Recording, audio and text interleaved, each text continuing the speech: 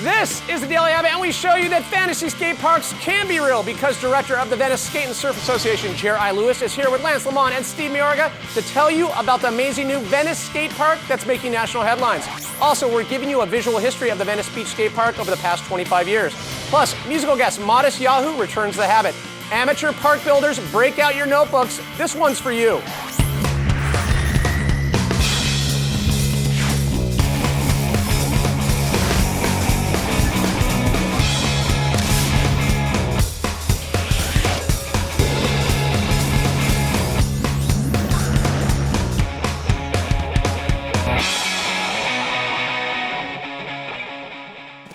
Welcome, everyone. It is the Daily Habit. How you doing, Pat Parnell? And a lot of history in the air because we have, that's right, Lemond, Ger-i Lewis, and Steve Mayorga. You guys, welcome to the show. Honor, may I say. Pat. Thanks. We are going back here because, man, this Venice Park, it's taken a while. Can we get back to the 80s, right, at least? Certainly. 1989 was when I became involved with the project. Just even to get this thing started, 89, and then it came to fruition this year. So yes. Talk about like one of the biggest roadblocks that you faced over the years. Yeah, I know you had a lot. Yeah. Certainly the King's organization had a deal with the city council office to bring, believe it or not, a roller and ice hockey rink right. down there. They got the money to make it happen. So that was right, yeah, it was a private-public partnership. And once I found out about that, I just went to the neighborhood, basically Jesse and Hosoi and Block, and said, look, this is what's going to happen. We got to do something about it as skateboarders or else we're going to be out there ice skating. And that's not happening. Yeah. Well, it's you mentioned Jesse Martinez. I know there's been a lot of skaters over the years that have jumped on board with the VSA, but also I know you guys take different roles. Now, Lance, your role, are you kind of a man behind the scenes? Man behind the scenes, technical. Yeah. You know, computer. You're the wizard. The wizard behind the curtain a little bit? Kind of. He sure is. Yeah. And what about in terms of rallying the local kids? I know you're responsible for really trying to get the kids involved in the troubled youth. Right. You know, it's an ongoing thing, and it's great because you get to see the kids skate, and you get to give demos, you know, pads, and, you know, help them out, not just with skating, but, you know, mentoring them to become, you know, better people in the community. So, you know, it's a great thing. I know a lot of people take it for granted. If you told me 20 years ago that there was going to be a park like there is now, I would never have believed you. But now that this amazing park is there, I mean, what advice do you have to the kids that are going out there and at least get to skate it? Come on out, enjoy yourself. The park is built for you specifically to enjoy yourself. Have a little sense of civic pride and don't destroy it. Have a little kind of bombing, tagging. Yeah, you know. Yeah. There's a place for everything, and a lot of people that aren't even alive today put a tremendous amount of effort to bring that park there. So don't desecrate the park, and have a little common sense. It's been open only a month, and we've had 4,000 visitors. On a Saturday or a Sunday, 300 skaters. So if you're wearing a personal listening device, just take out one. Right. Earphones. Let's keep the collisions down. There's plenty. Exactly. But talk about some of another challenge I heard when they did these board meetings. They tried to throw one down in San Diego, hoping that none of you guys would show up. Yeah, they try to discourage us from going. And go ahead, Jerry. Well, politics being what they are, and at the time, you know, skateboarding was just kind of catching on with the square. For lack of a better term. The L7 politics? Yeah, the straights, you know. And what they did was hold a meeting and then tell us at the very last hour, and if we didn't make it, that would have been the end of the project.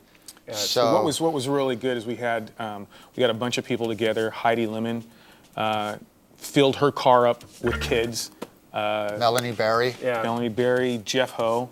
Filled his car up with kids. So a lot of good support. Jeff wasn't there. No, Yeah, he was. Are you sure? Yeah, he was there. He took Zumbi and Ulysses down. So a lot of good support, you know, But yeah, in the community that went out to San Diego from Venice, which is sorry, Jeff. big drive out. You know? Let's get the record straight. And can you think one politician that maybe supported you more than others? Is there? Yes.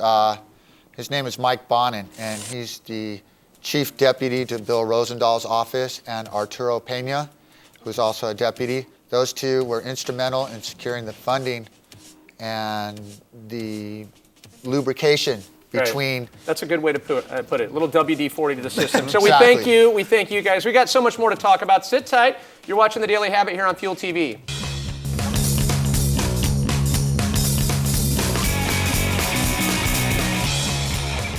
Welcome back. I'm one of The Daily Habit here with the crew from VSA and the ones to thank for the Venice Beach Skate Park and POP. That's even going farther back, right? Oh yeah. Right. Let's talk about like the stages, the evolution that whole area has gone through, right? It's been pretty interesting. Well, it started back in the 60s with a redevelopment plan, a coastal redevelopment plan.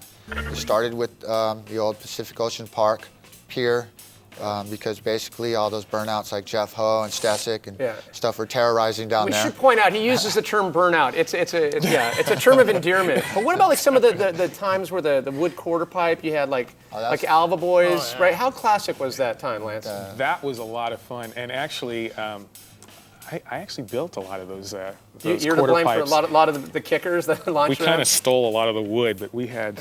I used to manage a building. We had wood stacked up.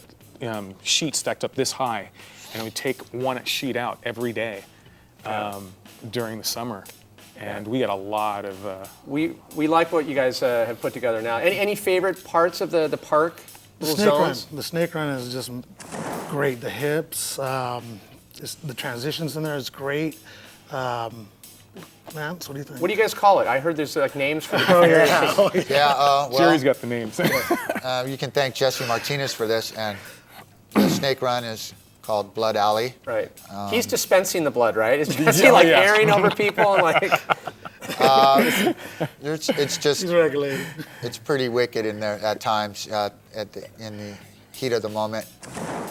Also, the small bowls now called stitches. Right. A lot of crossing and a lot of people trying to do doubles routines where it's not appropriate. Yes. Tons, especially in the Triples, quadruples. Yeah. And who designed the park? Because it has so many different there's stuff that's throwback and there's kind of some new angles, some great lines. Yeah, to it. that was really a great opportunity, and Jesse, Lance Mountain, Kristen Soy, Lance's son, Matty. Yeah. We wanted to involve the entire skateboard community and have something, whether you're 5 years old or 50. So the snake run is graduated, and it's, imagine a small dish going to a larger dish, to a larger dish. The transitions are butter.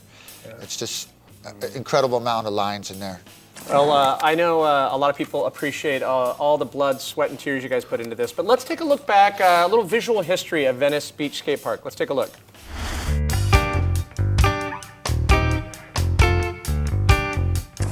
Can you give me a little bit of the backstory that maybe not everybody knows about this skate park? What it took to make happen, that kind of stuff? This used to be a skate park right here. It was the pavilion right here.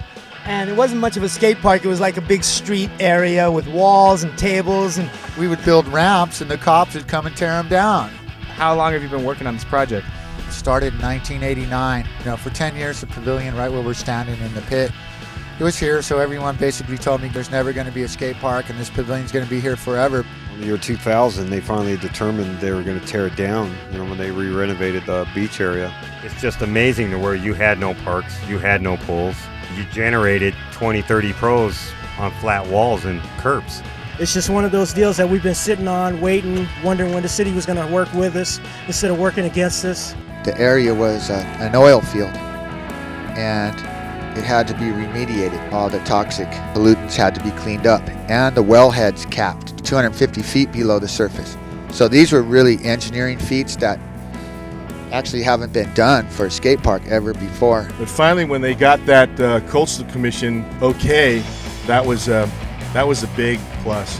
And then getting the design passed so that it wouldn't interfere with the height regulations. This is just about honoring the guys that skateboarded for the enjoyment of skateboarding and laid it down before there was any money involved. I'd say the mixture of people that get this park since '86 was a fine mixture of skaters, lawyers, just local guys who really wanted to just support the skate park and see it actually here.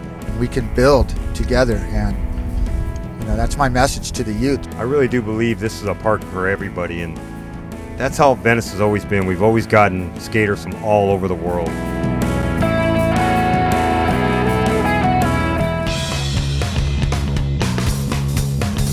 What's up, Sven Barth here in beautiful Venice Beach, California. We're here today celebrating the opening ceremonies of the new Venice Skate Plaza. This is a truly unique skate park because it's built right on the beach. So let's go talk to the skaters and see what they think about the view, and then figure out what the VSA had to do to make this dream come true.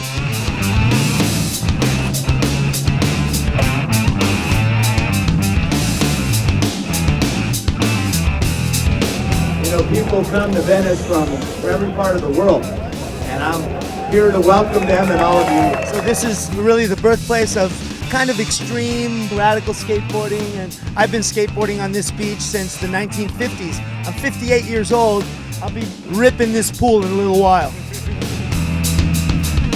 I don't think that anywhere in the world needed a skate park more than Venice Beach. You know, Venice Beach is the second biggest tourist attraction in California. 20,000 plus people walk this boardwalk every weekend. It just needs to be done properly, you know. It needs to be done in a respectful way so people realize that skateboarding is not for just the rebel, it's for everybody.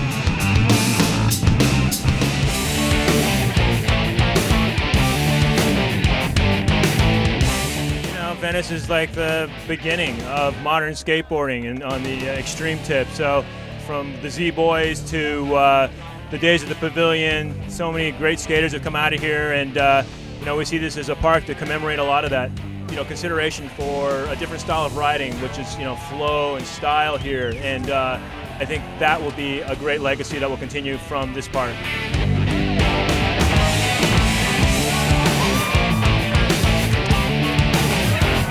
Tell me about this park, man. You seem pretty excited. You're ripping it. What's going on? It's such a sick park. Just like has everything: rails, ledges, pools. Super sick. Christian Asoy, a living legend. You've seen a lot of changes from the pavilion to the skate park. How amazing is it to see this happen? You know, the transformation of Venice, I mean, you could feel the energy in it, and like how it was back when we were skating down here. You never thought that there would ever be something this good right here on the sand. But here it is, Venice Skate Park. This is an awesome place. It's like an oasis in the middle of like mayhem. You need to come down here because this skate park is sick. Welcome back over to the Daily Habit, and as you just saw, massive, massive turnout. I think the biggest success in California's history, right? It was great, beautiful. And a big event coming up, first event for the park, right? Right, the Thanksgiving Day Massacre. November 21st. Okay, and more importantly, how can everyone support, continue to give back to the VSA, get involved? They can go on to VeniceSkatePark.com. You register and actually upload your own content. So go to the park, take photos, video, upload your own content. Get involved, respect the park, and you also get a free tee when you do that? And you get a free tee and free tee for Pat right here. Oh, see, I'm wearing this just so I can go into the blood alley so Martinez doesn't drop in on me. That's what I'm trying to Daily Habit. You guys, thanks for coming in. Thanks, and once Pat. again, congrats on a great park. Here to take us out of the show with the performance of Thunder, it's Modest Yahoo. We'll see you next time.